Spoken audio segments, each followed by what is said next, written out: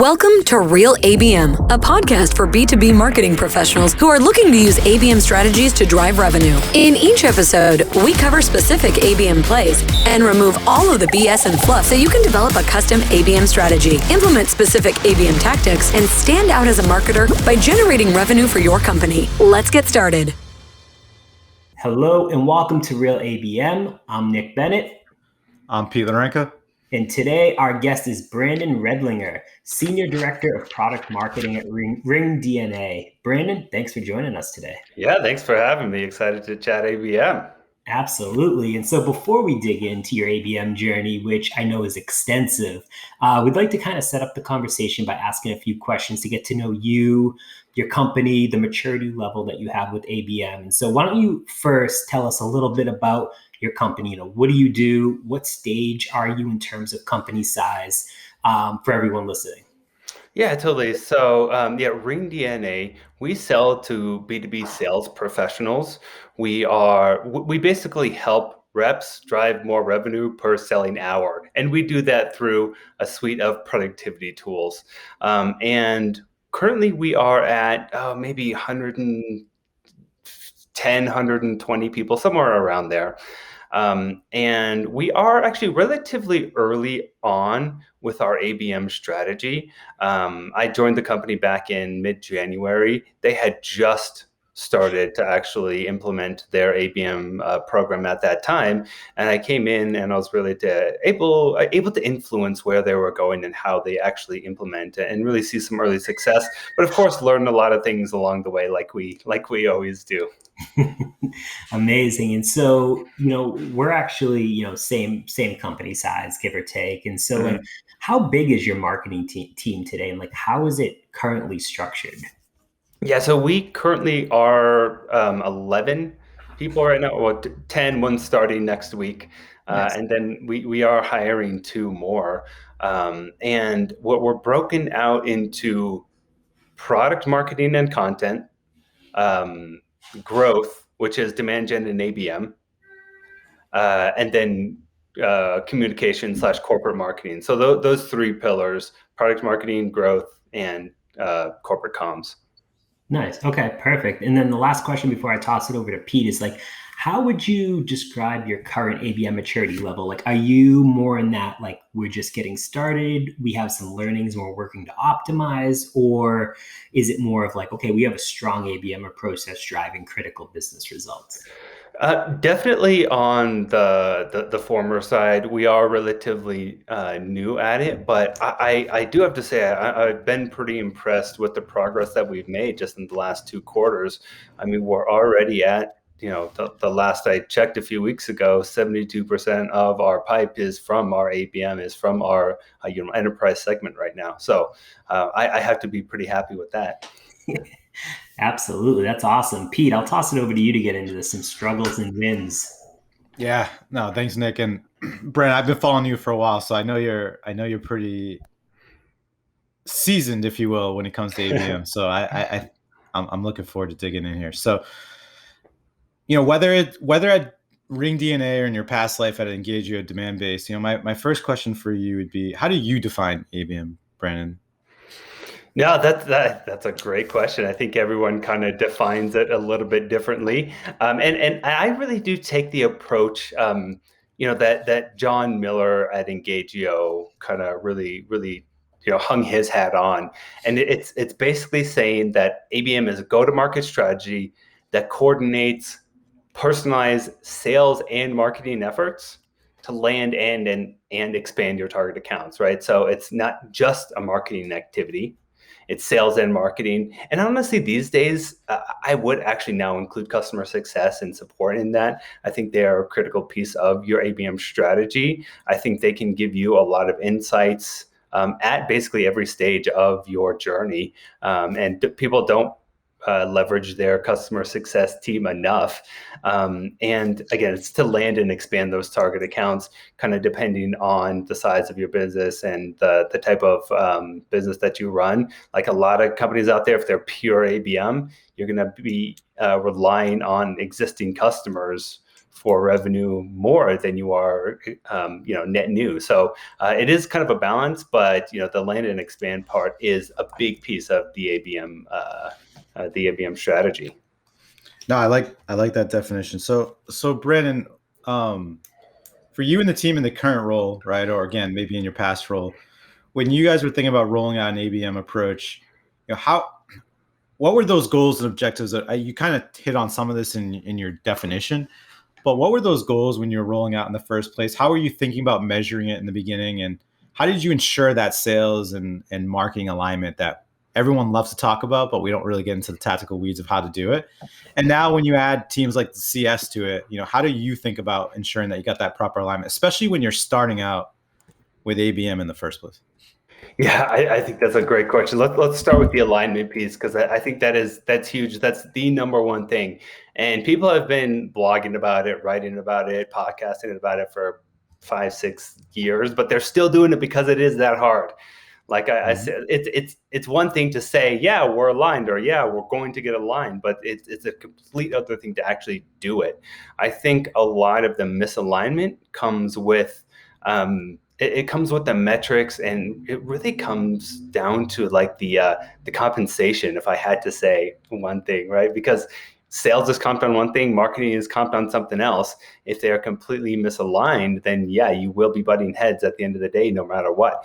If I know one thing about managing people, it's people respond to incentives. And the biggest incentive out there is your paycheck. So if you're telling people this is the thing that affects your paycheck, guess what they're going to be driven to do? Influence that number. And the further away your sales number is from your marketing number, then the further away you guys are going to be for alignment.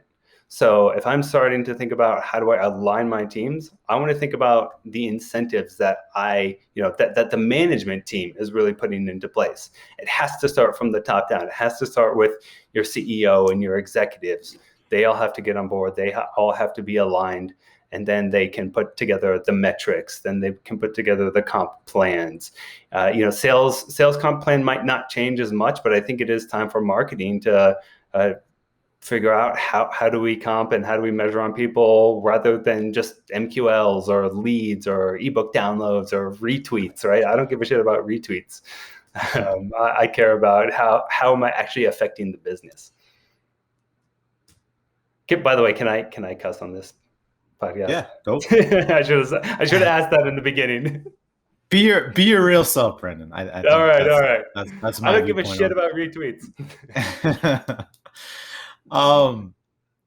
So Brandon, you've again, as we alluded to earlier, you've got a lot of experience, right, with ABM from your days at Engagio all the way through to ringDNA now. So when you think about that evolution with ABM, how has your experience with it changed over time? So like in the beginning, when you were rolling out an ABM program, or when you saw clients of yours rolling out ABM programs, where do you felt like they spent most of their time in the beginning?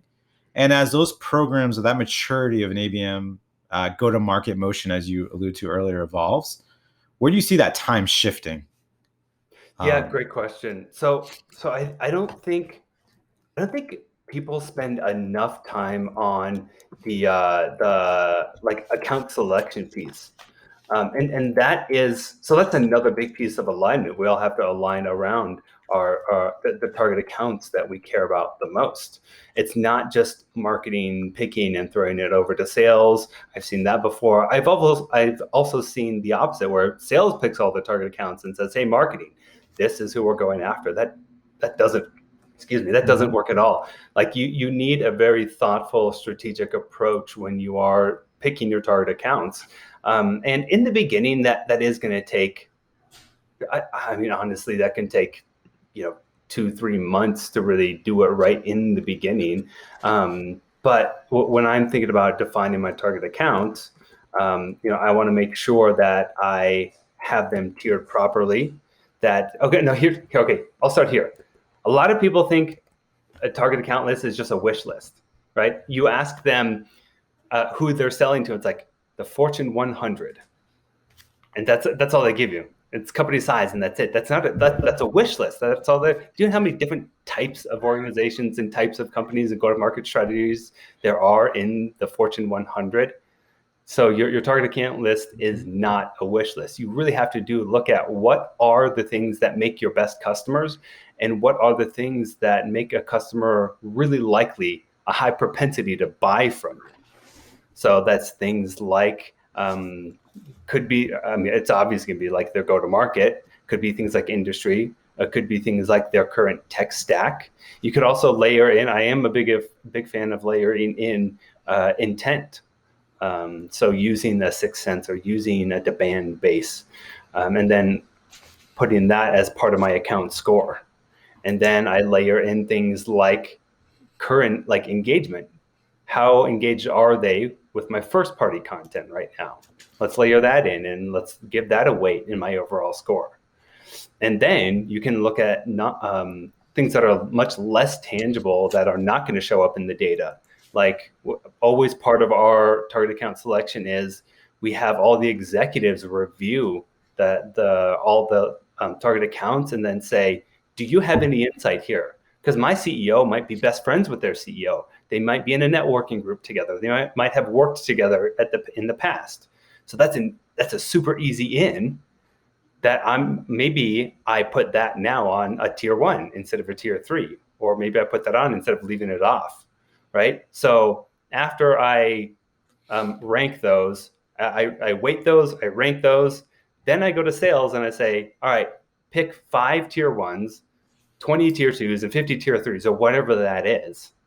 And then you have to tell them, by picking a tier 1, this is what you have, like, this is what's expected of you. Here are the SLAs, here's all the resources. But at the same time, we know that you can't do things like send mass emails to them. If your email has to be a one-to-one email, things like that, right? So it's saying, here are the resources and here's what we expect from you. Then they go down and they pick their tier 1s, their tier 2s, their tier 3s. So that they know, this is the type of support I'm getting from marketing. This is the type of support I'm going to get from my executives. This is the type of support I'm going to get from the CS team after implementing, or maybe they're going through a pilot or something like that. And that will affect how many target accounts that they do select. I had one rep that was like, 5, I want 10 of these. And we're like, look, man, like it's going to be a lot of work.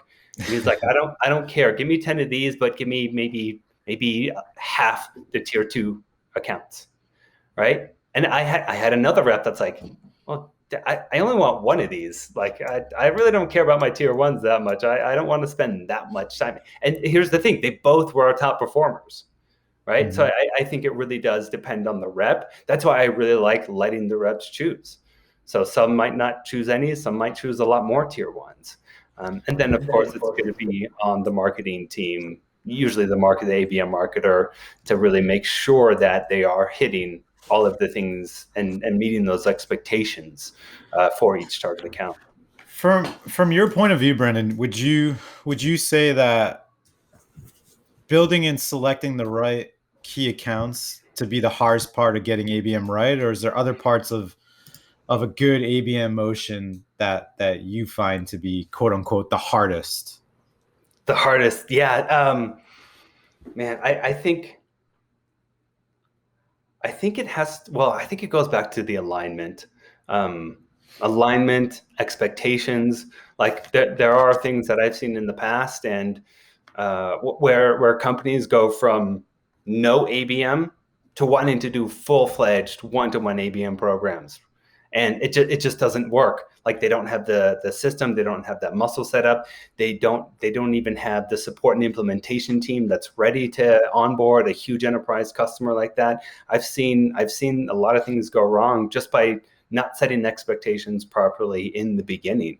So and you have to have the team to support it, right? Like if you bring on an ABM marketer, but you don't have any enterprise sales reps that are used to an ABM motion or used to that enterprise motion, then you're going to create a lot of pipeline, but it's not going to turn into anything. And then now you as the marketer have to go back to the CEO and say, like, what are you going to say? The sales team sucks? Because he always hears that from marketing, right? So I think it really is aligning in the beginning with the executive team, setting those expectations. And then a kind of another thing too is along those lines is like, I want results in 1 month or 3 months, right? Like sorry, it'll take you at least a full sales cycle, maybe two, to actually start seeing some results. Sure, you can look at some early indicators like target account engagement or traffic from target accounts on your website, anything like that. But for actual business results, like target account pipeline, which I think everyone should be measuring, you're not going to see that right away. So you made reference a second ago to like one-to-one. So I think this is an interesting POV to get from you, given your background. If I'm just starting off with ABM, let's say I'm creating Pete's IT shop. I'm going to go after, all CIOs, CTOs, CSOs at Fortune 1000s.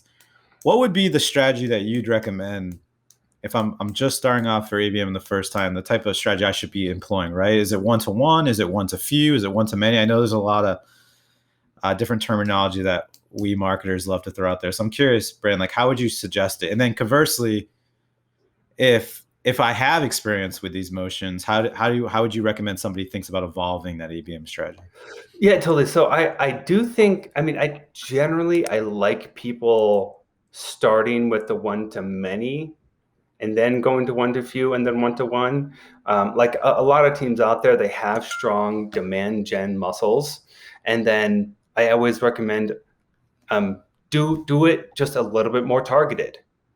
Like do that same demand gen program that's working, but for just one specific segment or one specific geo or one specific industry, and then pilot that. And then once you really get that muscle down and you know that your team can support that, then maybe we expand into different geos, or maybe we expand into different business units. Maybe we expand into, different reps doing it, different territories doing it. But I really do like the approach of let's take what's working well right now in demand gen, and then let's make that a little bit more targeted. And a lot of people can start with content, right? You have content. Everyone has ebooks out there. All right, let's take our top tier target accounts and then write that same content, but for the specific industry that they're in. And then maybe you throw a few case studies in there for that specific industry. You're changing the language for that specific industry. And then launching that, you can go to market with ads. You can go to market with landing pages. You can go to market with, direct mail, and then layer on your intent on top of that, because, industry is a good input on all your intent data. I am a big fan of doing it that way too. I think that's good suggestion. All right. We're all marketers. So let's get into, I know for me, the favorite part of these sessions are when we get into the channels, the tactics, the things that work, right? Beyond list selection. Because at the end of the day, that's not the sexiest part of ABM, although it's not. It's really not. Although foundation, right? It's like building the foundation of your house. If you don't get that right, there's cracks in the foundation. So Brandon, I would love to dig a little bit into, from your perspective, which channels and tactics and approaches have you leveraged for ABM? Have you found to be the most effective? Why? And how have these channels or tactics for you have evolved either over time or based on the different types of strategies you're leveraging? So for example, how would these channels and tactics maybe evolve for a one-to-one approach versus a one-to-many? Totally. So one approach that works well for us, I'll probably hit on two, like events. I think events are huge. And then direct mail. I think direct mail is perfect for ABM.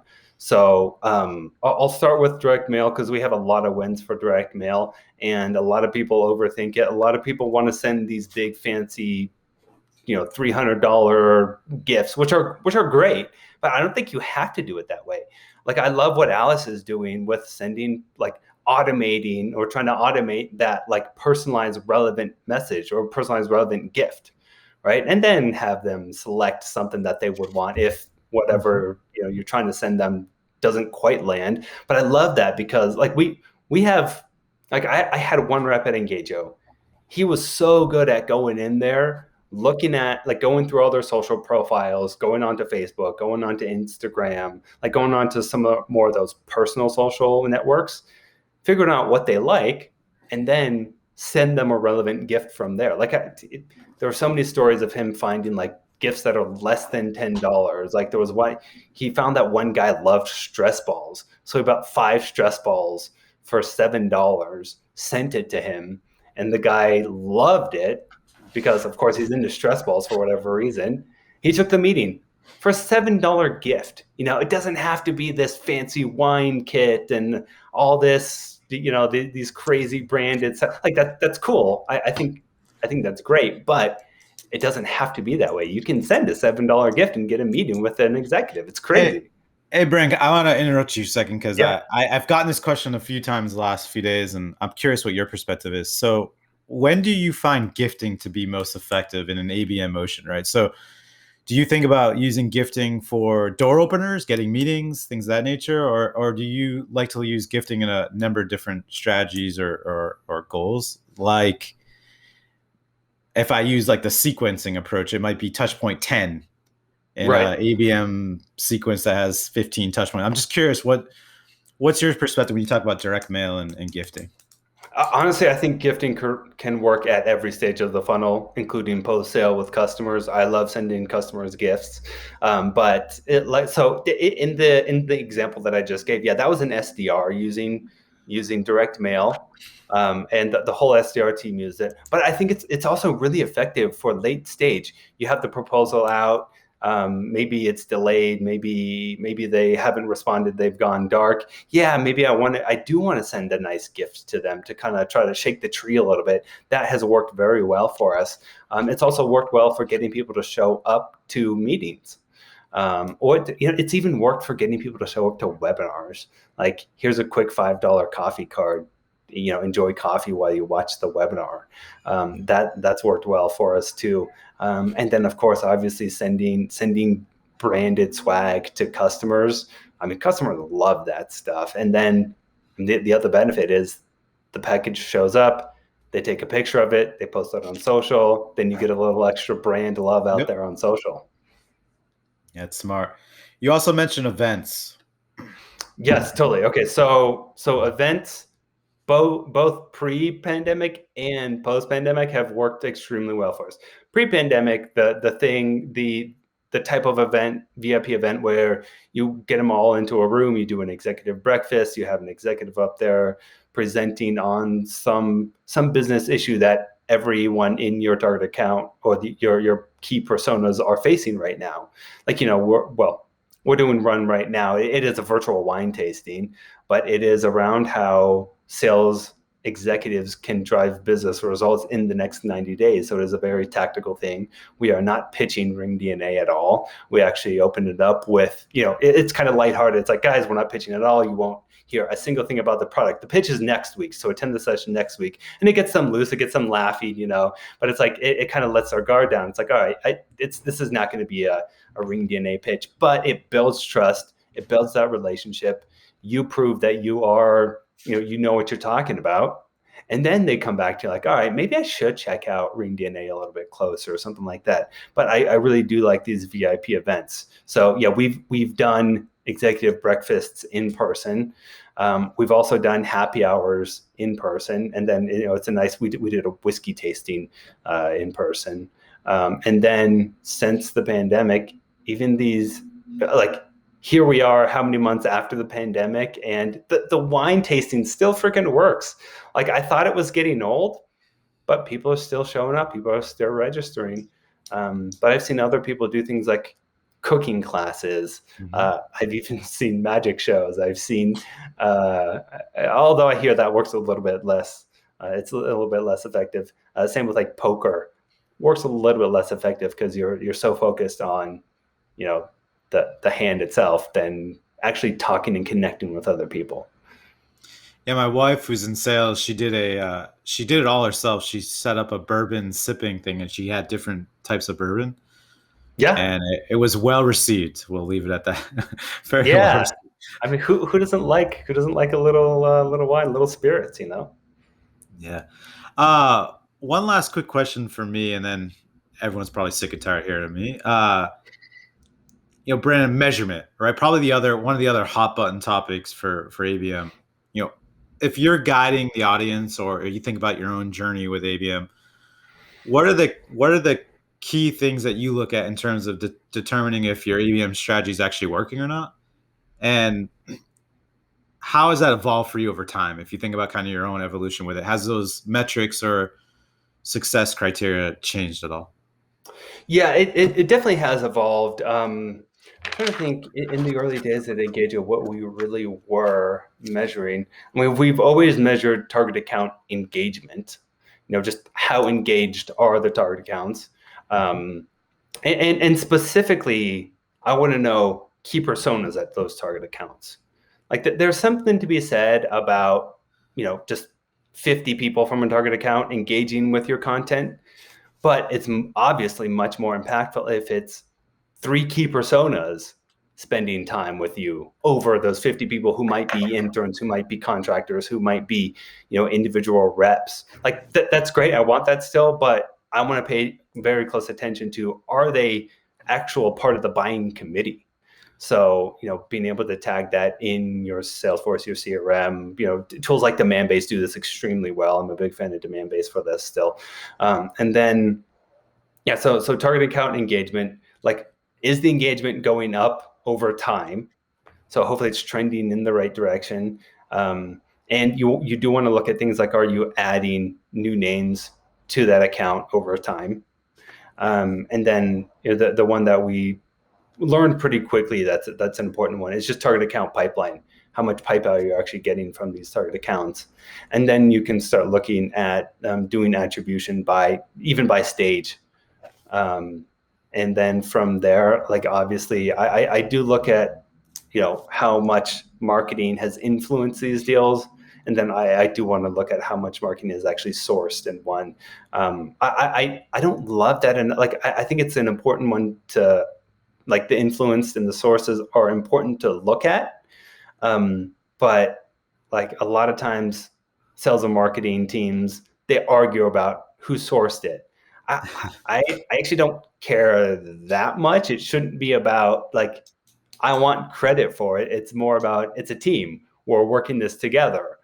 And how can we actually go tackle these accounts, engage with these accounts, and close these accounts together, right? Because when you look at it, how are you measured as a team? Like, I've seen people do it by pods before. Like, I'm a big fan of that, where you have, your rep, your SDR, and then your ABM marketer, all part of one pod. All, they all have their own comp, but then part of that comp is also a shared comp. And then they're not worrying about, hey, who sourced this? They're looking at, hey, how can I close this? And then that's when you get sales collaborating with marketing, saying, hey, I got this account that's late stage, they're stuck. Hey, marketing, what can you do to help? Because marketing, there's a lot of things marketing can do in late stages that sales doesn't even know. Sales maybe doesn't know or doesn't think of, and marketing can be like, hey, I have access to all these tools, all these insights. Here's a piece of insight that you might not know of because you don't have access to these marketing tools that I have access to. And here's an approach that we can take to actually, use some of my marketing programs, my marketing dollars to break into, or, get that unstuck and then get that across the finish line, whether that is, again, direct mail, whether that is retargeting ads, whatever that might be. There's a lot that marketing can do post SQO, or qualified opportunity, and stage 1 opportunity. Cool, absolutely. And so let's go in. We're heading towards the end, but I want to ask a couple of different questions here. So, like, when we talk about tools or type of tools, you don't have to feel obligated to give us names. What does the ABM stack look like? Is it intent plus automation plus gifting, or what's that look like for you guys? Yeah, totally. So I'm happy to drop a few names out there of some of my favorite tools. Like, I'm a big fan of direct mail. So, Alice is a great one. We've used Sendoso, we've used PFL before. As long as direct mail is part of your program, and I've seen, like, plenty of companies use all 3 or 2 of the 3, right? I don't think it's just one or the other. I think they have different strengths and different uses. I'm a big fan of your ABM platforms like Engagio / Demandbase, Demandbase bought Engagio. So I do like Demandbase. I think there's value in 6sense as well. And then, so that both of those solutions also have intent data on top of that. I think intent data is good. I think it's interesting, but don't rely too much on intent data. You do have to layer on all of your other, indicators, all your other data points as well. That is one thing I do see people rely on intent data a little bit too much. Like there's a lot that intent data promises, but you actually have to be able to turn it into insight and generate actual demand from that intent, which I think a lot of companies still struggle with if they're relying only on that intent data. Of course, lead to account matching is a big one. So whether you use, a lean data is great, or demand base also does lead to account matching. I don't care which tool you use, you have to have lead to account matching as part of your ABM programs. And then I am a big fan of tools like metadata to help me augment data, target better, and then like that's a great one-to-many program. Like I'm a big fan of automating a lot of the one-to-many ABM side, and then just going out to me that's like just highly targeted demand gen. Like I love that stuff. Let me see what else are we using. I think that those are the big ones that come to mind. Cool. If you had to pick one, Brent, sorry, Nick, if you had to pick one that you couldn't go without, Brandon, which one would it be? You don't have to name it, but like which platform? I think I will now. I mean, demand base. I don't work there anymore, but that is how much of a believer I am with the technology and the team over there. John Miller, the smartest guy I've ever worked for by far. Can't say enough about John Miller and what he's doing at Demand Base and what he did at Engagio. Maybe that was me just drinking the Kool-Aid for 5 years, but I really do think that is a critical part of any ABM program. We won't say you're biased or anything. I'm not biased at all. I have no idea what you're talking about. Cool. Let's go into. I have actually just like one final question for you, because like I feel like this goes unnoticed in a lot of cases. And so like, if you are building out a team to help implement and run ABM, what skill sets or expertise are you specifically hiring for? Yeah, that's a great question.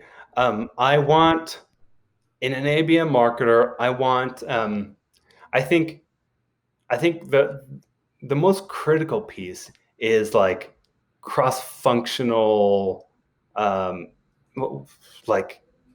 being able to work cross-functionally with sales, with marketing, with customer success, with executives.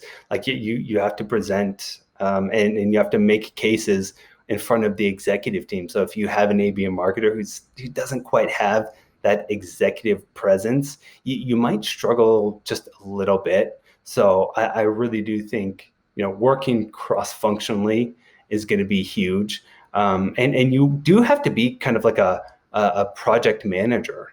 You do have to be good at managing your projects, getting people to do things, getting them done on time, and just making sure that nothing gets dropped along the way. There are so many moving parts when it comes to ABM that like you do need that project management skill set. And then I do think like some of the best ABM marketers I know like are actually pretty good with two other things, like field marketing and then like operations. Like I feel like this is kind of like a rare skill set to have all of these things, but there are people out there, and field marketing, because they work well with sales already. Like they probably have that skill set. A lot of field marketers turn into ABM marketers. I think they're great there. And then just operations, because you do need a good understanding of how things are tracked, how things are measured.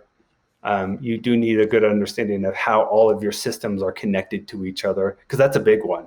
Like if your ABM platform, like if your CRM isn't talking to your marketing automation, isn't talking to your direct mail, isn't talking to your intent data provider, like you're going to have a lot of messy data, and your reps aren't going to be able to have contextual relevant conversations with buyers because they don't have all that data at the point of decision. Like they need that data, they need it quickly, and they need to be able to figure out the insight from that data.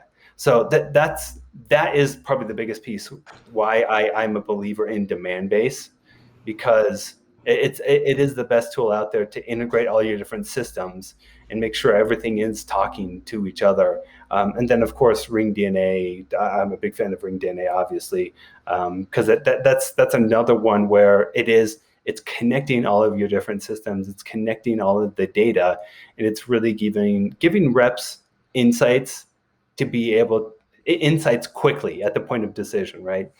So that they can again have those relevant conversations. So cool. Absolutely. Hope that answered the question. Yeah. No, that was perfect. So I know we're out of time, but like, where can people go to learn more about you, ringDNA? Like, I'm sure they'll have questions. You are someone that is incredibly well known on LinkedIn, but like anything you want to plug here, feel free. Yeah, totally. I am, as you said, I'm pretty active on LinkedIn.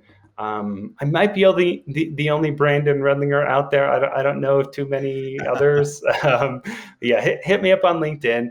ringDNA, just ringDNA.com. And then I have written a lot on the demand-based blog, and very tactical how to do the pieces of ABM, whether it is building a team, selecting your target accounts, measurement, anything like that. There's a good amount of stuff out there. And then last thing to plug, kind of going off of the operations side of things, we are launching a new podcast here pretty soon. So keep an eye out for the RevOps podcast that'll be launching actually next week. And we're going to go into all things, revenue operations that helps your sales and marketing teams work more efficiently, more effectively, connect the people, processes, and the data. So really excited for that. Nice. Amazing. That's awesome. Pete, do you have any final thoughts, questions before we wrap it up? Nah, I think Brandon's super helpful. I learned a lot myself. I don't know how much Nick learned, but I won't speak for him. But no, I think this is great, Brandon. I appreciate the time. Absolutely. Thank you guys for having me.